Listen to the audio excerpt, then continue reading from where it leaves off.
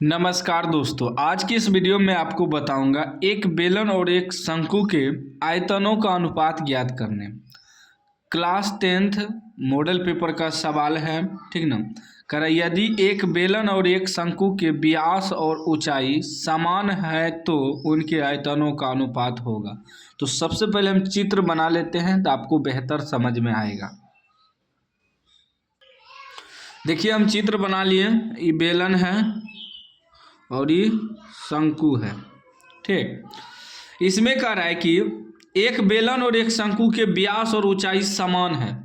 मतलब इसका जो व्यास होता है यहाँ से लेकर यहाँ तक, व्यास को डी से सूचित करते हैं, और शंकु का भी व्यास जो है यहाँ से लेकर यहाँ तक डी, दोनों बराबर है, दोनों समान है। तो इसका मतलब जिसका व्यास बराबर है तो उसका त्रिज्या भी बराबर होगा। त्रिज्या, ये पूरा व्यास यहाँ से यहाँ तक हुआ, और ये आधा जो होता है यहाँ से यहाँ तक वो त्रिज्या होता है। तो आर से सूचित करते हैं इसको, यहाँ से यहाँ तक आधा, त्रिज्या आर से सूचित करते हैं।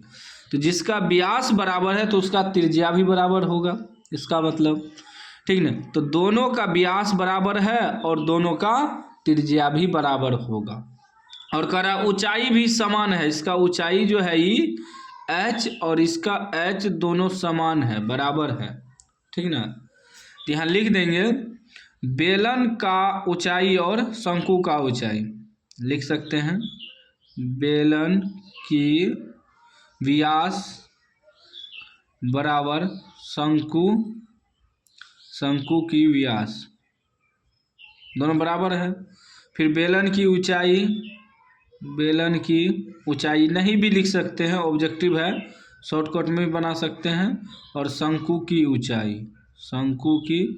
ऊंचाई दोनों बराबर है, इसीलिए बराबर डाल दिए, ठीक ना। दोनों बराबर है। हमें निकालना है उनके आयतनों का अनुपात, मतलब बेलन का आयतन बटे शंकु का आयतन, ठीक ना, क्योंकि पहले बेलन है बाद में शंकु है।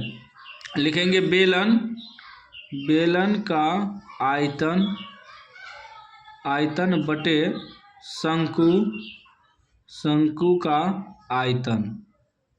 अनुपात में निकालना है तो बटे में करेंगे। तो बेलन का आयतन का सूत्र देखिए क्या होता है।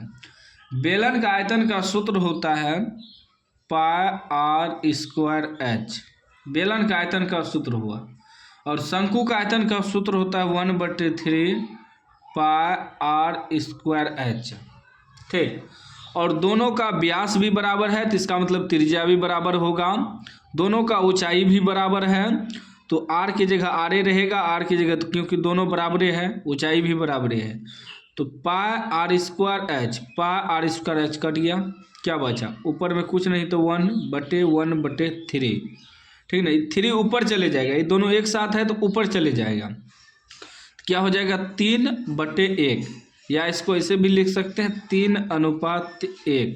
यही आपका आंसर हो गया 3:1। देखिए कितना आसान सवाल था, 3:1, यानी कि ऑप्शन बी सही हो जाएगा, ठीक ना।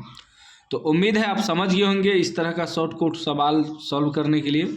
ये लिखना नहीं था, लेकिन मैंने आपको बेहतर तरीका समझाने के लिए चित्र भी बना दिए, लिख भी दिए। नहीं तो डायरेक्ट आप बेलन का आयतन बटे शंकु का आयतन करते, कटा कुटा के आंसर निकल जाता।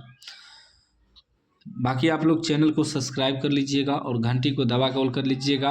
आगे सभी ऑब्जेक्टिव का सॉल्यूशन इस चैनल पे मिलेगा।